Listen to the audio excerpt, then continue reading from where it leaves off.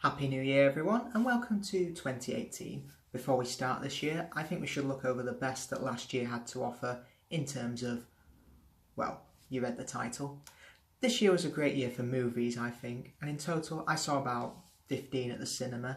Now I know that's practically minimal when compared to many other people on the internet, but I still want to do this video because it's my channel. And before I start, I want to make it clear this is all opinion based, and if you like or dislike any of the movies I've named here, that's great and I welcome your opinion. With that said, let's count down the top 5 best movies of 2017.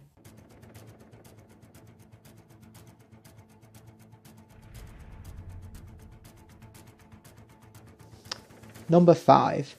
Star Wars The Last Jedi. Nothing like starting off your list with a choice that's bound to piss off a lot of people. The Last Jedi has certainly been a divisive movie amongst Star Wars fans. Some love it, and there's some who think it's the worst thing ever made and have started petitions to remove it from the canon of the Star Wars universe. Yeah, those people need a new hobby. But with all that aside, what do I think? In my opinion, The Last Jedi is not only a visually stunning movie with excellent performances and great writing, but it has guts. Writer and director Rian Johnson could have easily have given in to all those fan theories that came about after The Force Awakens, but he didn't. He more or less took those theories and Order 66'd them. Tonally and thematically, it felt a lot like Empire Strikes Back, but it didn't just copy it. It made everything less black and white and more morally complex. The characters face danger and tension around every corner, and they never catch a break, and that's what makes this 2.5 movie, it's the longest Star Wars movie by the way, fly by for me. Mark Hamill as Luke Skywalker gives his best performance to date, and his line, "This is not going to go the way you think," more or less sums up the entire movie for me, but that was in a good way. Adam Driver also proves once again how much of a great actor he is as Kylo Ren, giving us a villain that's constantly trying to match the legacy of Darth Vader, and he even succeeds at it. Rey, Finn, Poe and BB-8 all shine as well. Their characters are further developed and grow. The whole movie is just an unexpected time at the cinema. If I have criticisms of the film, it's the fact that the Porgs, I didn't really like them. It looked like they were just there to sell toys, and Finn and Rose's subplot, well, not bad, it did go on too long and did detract from the main storyline, but I didn't hate watching it, and it led them to both being awesome in the climax and contributing a lot. But with all that aside, I loved The Last Jedi. It's filled with heart, adventure, colour, human emotions, succession, failure. I can't love this movie more. Now it's fair enough if you don't like this movie, but if you're one of those who's petitioning it to remove this movie from Star Wars canon, or it's one of the worst movies you've ever seen, please have a bit of perspective. Number 4. War for the Planet of the Apes. In movies, the third film in trilogies is often considered to be the worst entries in their franchise, such as Return of the Jedi, Spider-Man 3, Terminator 3, X-Men 3, Scream 3, etc. But that's certainly not the case with War for the Planet of the Apes, as I think that this is the best out of the Apes trilogy, and we now have an outstanding set of movies that are just as good as the original Planet of the Apes from 1968. The way War visually tells its story and relies on very little dialogue is outstanding. Just from the facial expressions of all the apes, you can tell exactly what they're thinking, and that thanks to some amazing motion capture.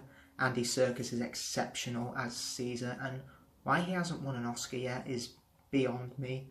And while the film has been criticised for not really having a war in it, what I took from it was more of an internal war, a psychological war for Caesar's soul. He's put through hell in this movie. He's tortured, left to starve, imprisoned, beaten, and he comes very close to repeating the actions that Koba did in Dawn of the Planet of the Apes, and it does tear him apart.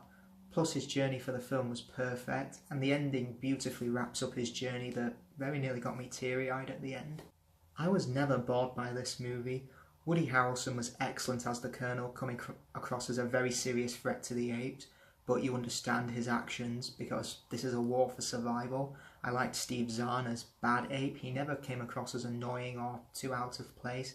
And Amia Miller is a fantastic child actress, as she gave a phenomenal performance to the mute girl Nova. True, she didn't say anything, but her facial expressions and her actions were just great in my opinion, and did not take away from the film at all.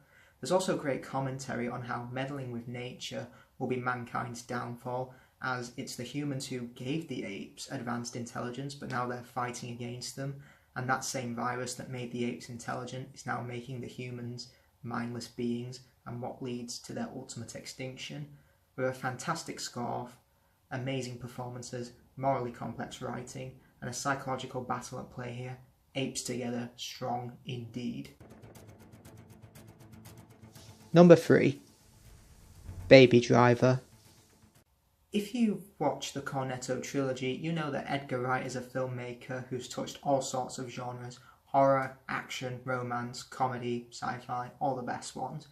And the film Baby Driver proves once again how exceptionally well he can handle these genres, as while at its core the film is an action movie with a touch of romance, it never forgets to have fun with its premise.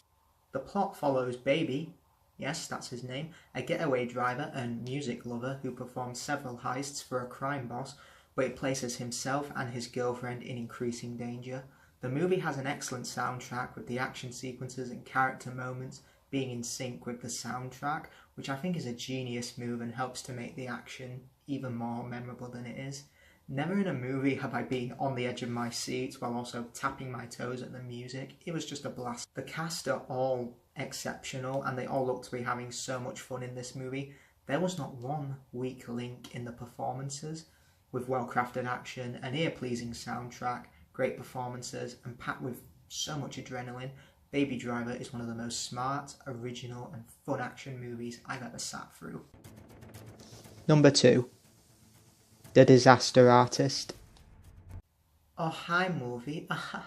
The Disaster Artist tells the story behind the making of one of the most infamously bad movies ever made, The Room. Going in, I was wary of the movie being nothing more than a "hey, you remember this from The Room?" And while there are those elements in The Disaster Artist, the movie is a very heartfelt story about choosing your dreams but not always succeeding. Greg Sestero meets the mysterious Tommy Wiseau at an acting class, and very soon they become friends and decide to head to Los Angeles to pursue their dreams of entering the acting business. When this doesn't work out for them, they decide to hell with it and make their own movie, The Room. It becomes a production nightmare due to Wiseau being very difficult on set, and when it's released he finds the audiences laughing at it rather than being impressed by it, which wasn't the reaction he was expecting. As I said, the movie is a very heartfelt and funny look on pursuing your dreams no matter what the obstacles are, and as an aspiring actor myself, The Disaster Artist really spoke to me and made me realise that my hopes might not go the way I want them to in the future.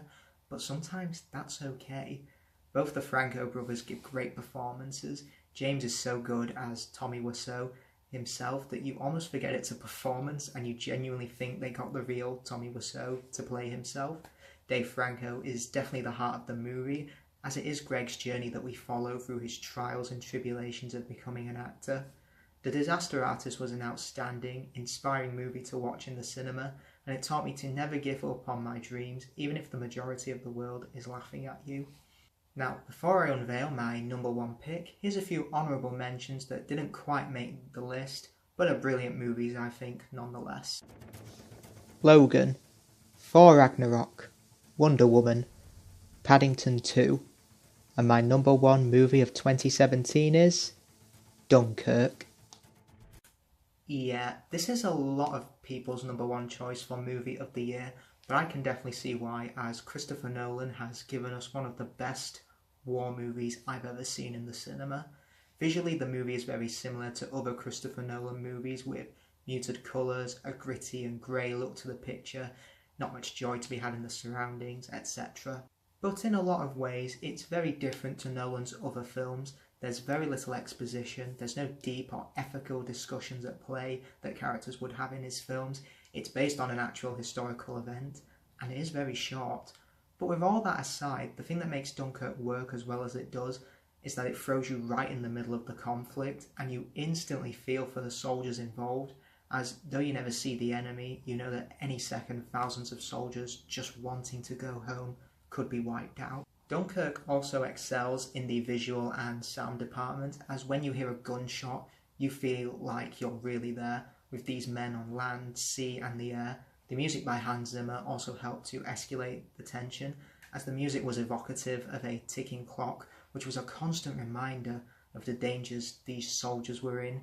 The use of time differences, for example, 1 week for those on the beach, a day for those at sea, and an hour for those pilots in the air, was really unique for a war film, but it fits because in war, time is always of the essence. Watching it a second time, even though I know the outcome, it was still a tense experience for me, and when home does come for these men, you couldn't be more happier for them.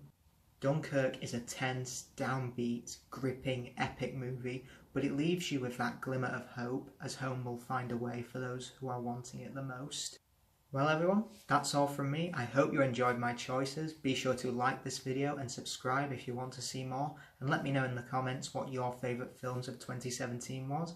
I'll see you all next time for more videos in 2018. Bye bye.